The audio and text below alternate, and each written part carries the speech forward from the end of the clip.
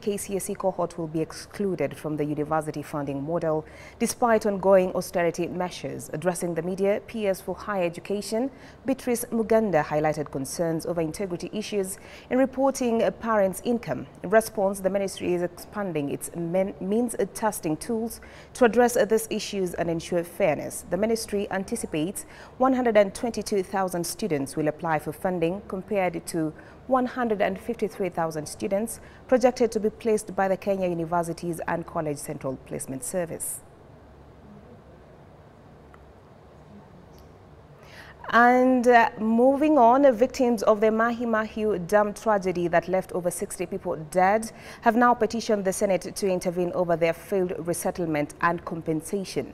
The national government has announced that it would spend at least 350 million shillings to resettle them, a promise which appears to have since hit a snag. Here is Gertrude Bugay with that story. 3 months after the disaster that left scores injured and property worth millions damaged, the painful reality of a failed promise to be resettled has now begun to sink in. On April 29th, a seasonal dam in Old Kijabe burst its banks, sweeping away tens of people and homes in one of the worst environmental disasters in the country. This emerged when some of the victims met Nakuru Senator Tabitha Karanja in Naivasha, seeking intervention from the Senate over their continued suffering, after the national government had announced that it would spend 350 million shillings to resettle them. Every household needed 1.8 million. If you multiply 1.8 million with the list I've been given, that is 130 family houses, it will be 234 million.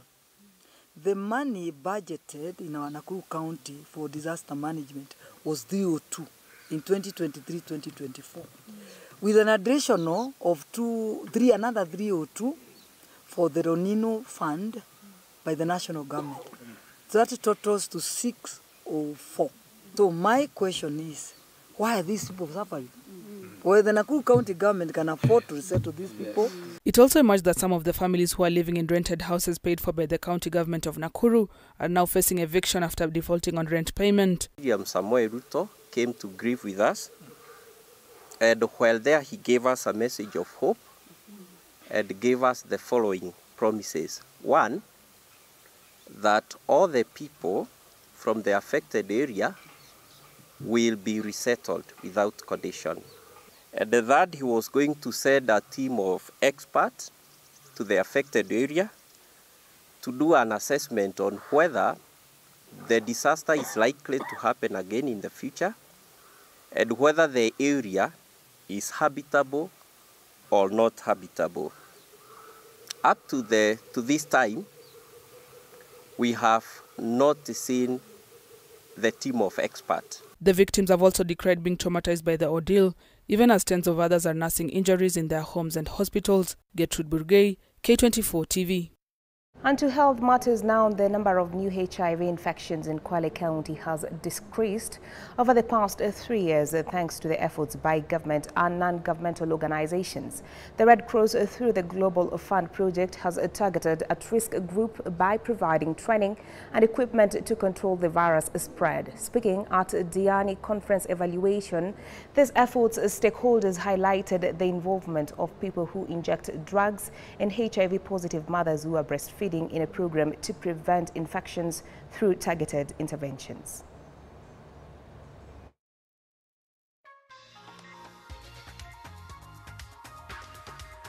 Tumeadopt ama tumechukua new strategies kama PrEP, kwa mfano pre-exposure prophylaxis, na tumejaribu kuwashawishi yani waweze kutumia. Imekuwa vigumu mwanzo, lakini kwa sasa watu wamepata kuelewa, wameshawishika. Tunaona zile namba za wale wanatumia PrEP inaongezeka.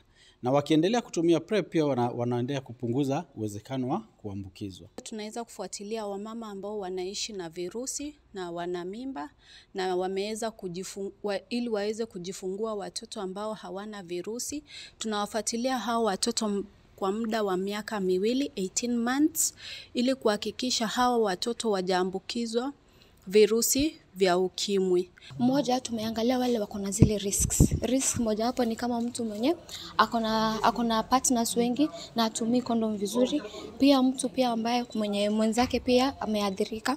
So mambo kama hizo tumekuwa tukitumia, mmoja analeta mwenzake, pia tumekuwa tukifunzana. And residents of Mukunike village in Thika East, Kiambu County have been living without electricity for 2 years, causing fears of attack by both criminals and wild animals. The village near River Earthy and Stone Quarries, inhabited by hippos and hyenas, has been in darkness since power was disconnected in 2022. The lack of electricity has led to increased mugging and business closure, with many residents abandoning construction projects.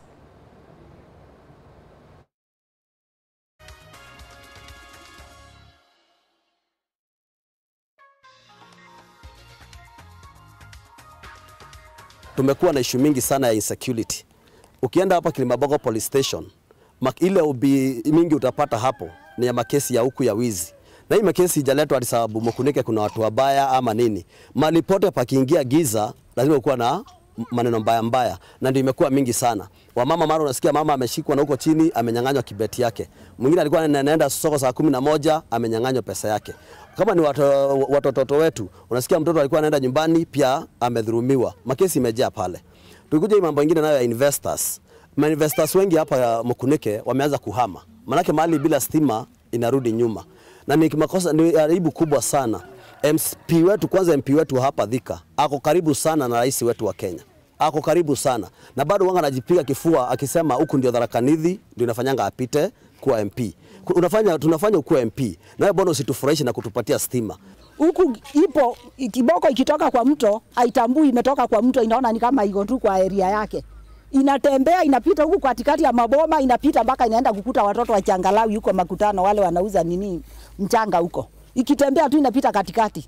Na una la kusema sababu ukiipata ukiamka uione inabidi urudi kwa nyumba. Kama ni mtoto alikuwa anaenda shule anachelewa sababu ya kuogopa kiboko. Hiyo ni hatari. Kama kumekuwa na mwanga, hiyo kiboko ingetoka mtoni, ingejua hapa kuna watu, itafute njia nyingine huko mtoni ipitie huko. Lakini sababu ya giza, tuko kwa giza, ndio maana kiboko anatembea katikati wetu. Sisi maisha yetu iko hatarini. Hatujui mwenye anaweza kutuokoa ni nani. Yule tunajua macho yetu tumeweka na tulimuendea kwa debe tukachagua anaitwa Alice Ng'ang'a. Tafadhali tunataka huduma hapa, tunataka stima. Na ni haki yetu, si ati tafadhali. And a petition has been filed at the East African Court of Justice in Arusha, Tanzania, targeting key Kenyan government officials, including President William Ruto and Deputy President Rigathi Gachagua, for alleged crimes against humanity. The petition, lodged by Bunge la Wananchi President Francis Awino, accuses these leaders, alongside Interior Cabinet Secretary nominee Kithure Kindiki and the former Inspector General of Police, for police brutality, mass killings, abductions, torture, and judicial manipulation during the recent Gen Z protest. The accused leaders have 45 days to respond to these serious allegations. It is because after Kenyans were maimed, some of them arrested, and some of them killed on the recent demonstration that was done by Bunge la Wananchi and young people of our nation, we felt like we won't find justice in the country, on the basis that the people who are directly involved could jeopardize the justice system of our country, Kenya.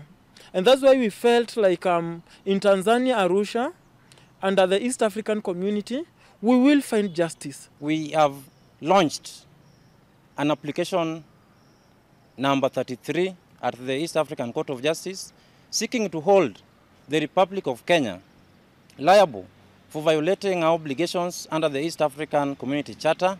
The East African Community Charter is very clear that all state parties must uphold and implement the universal and fundamental human rights. And today, we are here to complain that the Republic of Kenya, which is a member of East African Community, has violated our obligations under the Charter. And we are specific that this was done 1 month ago when the countrywide demonstrations by the youths in opposition to the illegitimate government was launched in Kenya. And the government deployed state security officers to repress the constitutionally sanctioned demonstrations, which resulted in unprecedented bloodshed and sowed sorrow within the Republic of Kenya.